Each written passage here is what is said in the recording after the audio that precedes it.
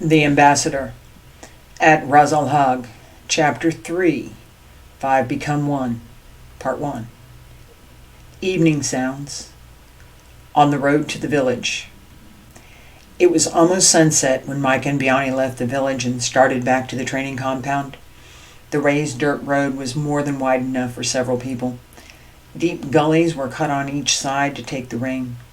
On one side of the road there was an orchard, on the other side a field of barley. B'ani had a long staff across her shoulders with 2 bags of rice on each end and a bushel of green vegetables on her back. Several small bags hung across her shoulders. Micha had a long staff across her shoulders with oranges and potatoes on each end, a long bag of peanuts wrapped around her neck, and a bushel of noodles on her back.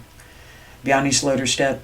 "Wait just a minute, Micha. I need to adjust these bags," she said. "We got a lot today."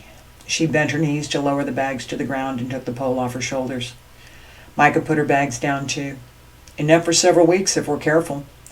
"What do you think, 40 minutes?" she asked. B'ani shook her head. "I don't think it will take us that long. Besides, it's going to be dark soon. I'd rather not be out here. The crickets are already making a lot of noise," she said. Micha laughed. "You should hear them at midnight. They keep me awake sometimes," she said. They both chuckled. B'ani sat down. "The market was so crowded today. It's nice to be out here where it's quiet," she said. Micha grinned. "You just complained about the crickets." B'ani smiled. "You know what I meant." Micha looked puzzled. "No, I don't. You sound like Master Tai." B'ani laughed. "Think about what we were listening to in the village. So many people talking all at the same time. All going here and there with their different activities. So much noise. Compare that to what we can hear now. It's so quiet, all we can hear are the crickets." Micha smiled at her. "Okay, I take your point," she said. "Wait, listen. What's that?" She stood up and looked around. B'ani stood up and turned her head from side to side. "That way," she said, pointing toward the orchard. "Hold on." In the gully beside the road. Micha and B'ani ran to the edge of the road and looked down into the gully. It was easily a 10-foot drop. The sides were not solid. They slid down and stood up. Micha looked at B'ani. "Which way?" B'ani closed her eyes, lowered her head, and slowed her breathing. She looked up. "There," she said, pointing to a cluster of tall weeds. Micha got there first. "It's Maru," she said. "She's barely breathing." Maru's face was cut and bloody and so swollen she looked like she had no eyes. "Micha," Maru said, I can't move. I'm hurt." "So I see," Micha said. "Shush, we're here," she said, gently brushing Maru's hair with her hand. B'ani knelt down next to Maru. "Oh, no, no," she said, tears streaming down her face. "Maru, who did this to you? What happened?" she asked. Maru looked at B'ani and passed out. Micha looked at B'ani. "One of us has to go get Galen," she said. She took off her outer tunic and put it over Maru. B'ani shook her head. "No, we need to get her out of here." Micha nodded. "Okay. Go hide the food, bring the poles." B'ani nodded. She used her skills to make herself light and quickly climbed up to the road. She buried everything but the small bags, noodles, and vegetables. Then she picked up the poles and mostly slid back down to where Micha was sitting with Maru. She took off her outer tunic and put the poles through the sleeves. Then she picked up Micha's tunic and put the poles through it, so there was an overlap. She tried to separate them. "That will hold," she said. She looked at Micha. "How do we get Maru up to the road?" she asked. Micha looked at B'ani. "When you went up, how long before you started to slide?" she asked. B'ani shook her head. "Before my weight reached half. It's sand," she replied. Micha nodded. "Come here and sit with Maru. I need to take a look," she said. B'ani curled up next to Maru on the ground. She wrapped her arm above Maru's head and leaned over her to keep her warm. "I got you, sis. I got you. I'm here. I got you," she whispered. Micha returned. "I tried a couple of places. It's all the same," she said. She looked at B'ani and then at the top of the slide. "Take the stretcher up to the road and come back," she said. B'ani got up. "What are you thinking, Micha?" she asked. "I'm going to carry her," Micha replied. B'ani looked at the sides and shook her head. I barely made it. We have to find another way. With Maru, you won't make it. You will both fall, she said. Micha stood taller, squared her shoulders, and looked hard at B'ani. You will be behind us. You are nimble and strong. You will not let us fall, she said. B'ani took a deep breath and nodded. She took the stretcher up and returned quickly. Micha knelt down next to Maru. She gently moved her arms so they crossed her chest. Maru, I need to pick you up. Try to be small and light, she said as she slid her arm under Maru's back. Maru winced. Other side hurts, she said. Micha moved to Maru's right side. Okay, she asked. Okay, Maru said. Her head dropped against Micha's shoulder and she passed out again. Micha tucked her arm under Maru's knees, pulled her close, and stood up carefully. Rest on me. I've got you. I've got you, she whispered. Micha looked at B'ani. B'ani nodded. Let's go, Micha said. She took a deep breath and settled her weight, blending it with Maru's to center through both of them. She looked at the side of the gully where B'ani had been. She could see the trail. She took another breath. She left almost no footprints as she went up the side. She reached the top with Maru safely cradled in her arms. B'ani was just behind them. How did you? She asked. Micha smiled. Same as you, she replied. Maru helped. Let's get her settled. Micha's knees wobbled and her arms shook as she knelt down to gently lower Maru onto the makeshift stretcher. B'ani looked at her sideways. No, you did way more than me, she said. Micha stood up and pointed to the small bags, noodles and vegetables. We need to bring these or we'll lose them, she said. She set two of the small bags across her shoulders and picked up the noodles. Then she knelt down and took hold of the poles in the front. B'ani nodded. She picked up the vegetables and put the other two small bags across her shoulders. She knelt down and took hold of the back. Ready, she said. They stood up together. Micha turned her head to look at Maru. She looked at B'ani and tightened her jaw. Let's go, she said. She set a quick pace. Maru began twitching back and forth as they ran. Micha, not so fast. It's too bumpy for her, B'ani said. Micha slowed down. Shift her weight to your shoulders, she said.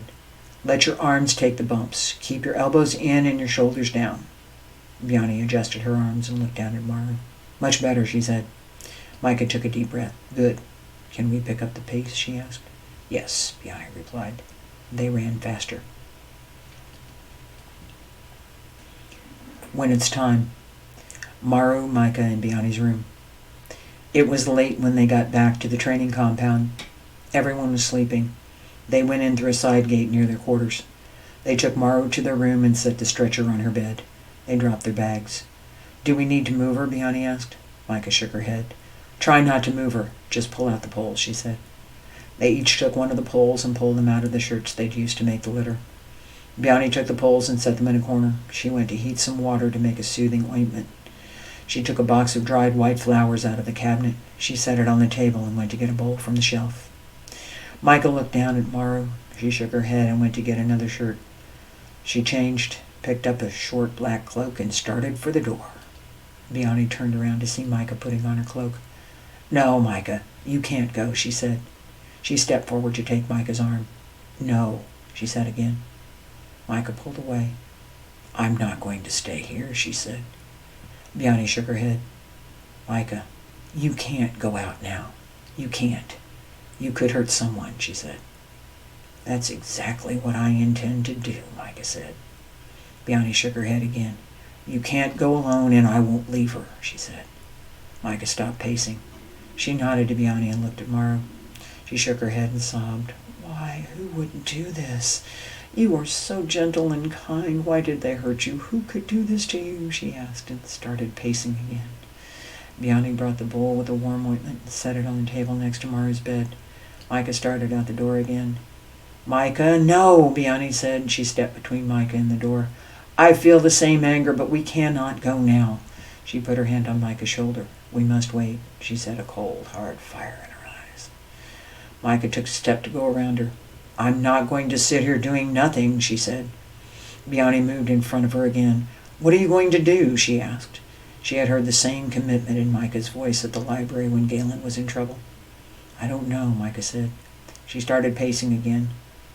Micha, you can't go now, B'ani said again. Micha bristled. The hell I can't. Don't tell me what I can do, she said.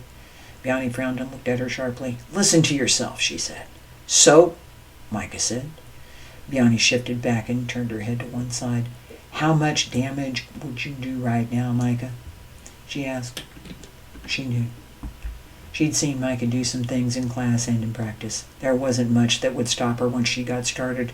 It was as if she could tap some bottomless well that always had more strength and energy. She had a warrior's heart, no shortage of skills, and she was more than angry. Micha stopped pacing, took a breath, and pulled up her shoulders. Quite a lot, she said, the fire in her eyes clear and bright. They will regret this, she said. Maru tried to raise her hand.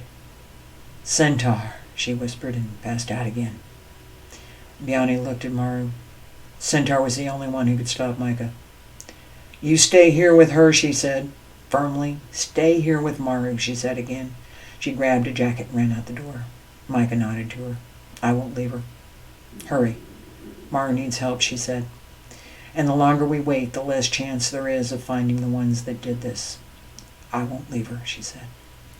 She knelt down by the bed, dipped a small cloth in the ointment, and wiped Maru's face. I won't leave you. I'm here.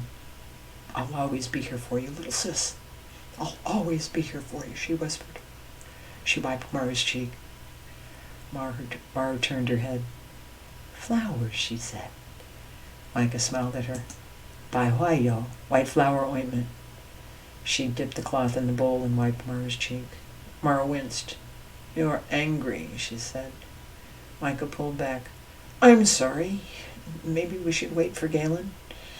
Maru blinked and smiled. I'll make some tea, Micha said. She stood up, looked at Maru, and shook her head. Maru passed out again. We need you to come now. Sentar in Galen's room. B'ani arrived at Galen and Sentar's room and pounded on the door. Sentar! Galen! B'ani called out. Galen was up first. He pulled his pants on and opened the door. B'ani, what is it? What's wrong? What happened? He asked. It's Maru. She's been beaten. Come help, B'ani said. She put her face in her hands and started sobbing. Sentar stepped up beside Galen. His jaw tightened and his eyes narrowed. When? He asked, turning to pick up a shirt. He put it on and grabbed his boots. B'ani looked up. We just got back. Maru's hurt. Micha's angry, she said. Galen frowned. You told her not to go out, didn't you? He asked, pulling on his boots. B'ani nodded. Yes, several times. Maru heard us arguing. She asked for Sentar. Galen nodded. Let's go, Sentar said. In the quiet before thunder, Maru, Micha, and B'ani's room. Micha was next to the stove making tea when Galen ran through the open door. Sentar and B'ani were just behind him. Galen knelt down next to Maru's bed. He dropped his ear to listen to her breath. He shook his head. Maru, I'm here. I'm here, he said. He brushed her hair gently. Maru tried to move closer to him. I can't cry, Galen. It hurts to breathe. I'm hurt, she whispered. Galen shifted his weight and leaned over her. Come to me, he said, wrapping her in his arms without touching her. Shh, I'm here. I've got you. Shh, you're safe. Quiet now. Shh, let me see. Show me what happened, he said. He slowed his breath. Show me. He closed his eyes. His shoulders tensed and his fists tightened. He could see what had been done to Maru. A tear welled up and then another. His shoulders shook and he sobbed. Oh, my dear precious one, you are our heart. I will not let you go. I am here. I will keep you, he cried. Maru smiled at him and passed out again. Galen sat back, tears still streaming down his cheeks. I will make something. Try to rest. You are safe now. We're here, he whispered. His voice gentle, determined, and so very, very angry. He slid his hand out from under hers. He stood up, still shaking. B'ani went to get another shirt. Sentar went to talk to Micha. I'm glad you're here, he said. I'm glad you're here, too. You want some tea? She asked coldly. Sentar frowned. Don't, he said. What happened? He asked. Micha shook her head. I don't know. We found her on the way back from the market. Where? Sentar asked. On the south road, just outside the village, Micha replied. How long ago? Sentar asked. I don't know. We just got back, Micha said. B'ani joined them, shaking her head. Maru wasn't on the road, Sentar. She was dumped in a ditch. They beat her and they dumped her in the damn ditch, she said. Her whole body was tight. Sentar clenched his jaw. He lowered his head and looked up without raising his head. His eyes were hard and cold. We will find them, he said. All the warmth he usually had was gone. Micha and B'ani looked at each other. No, I haven't seen him like this, Micha said. Me either, B'ani replied. Galen walked over to join them. I need to make some medicines, he said. She's hurt badly. He shook his head. A tear fell, and then another. He didn't try to wipe them.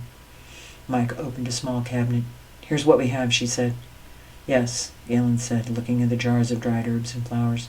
This will do, and this. He started pulling jars and bags off the shelf. B'ani put another pot of water on the stove. Did she tell you what happened? Sentar asked. Galen stood perfectly still, and then he nodded. Yes.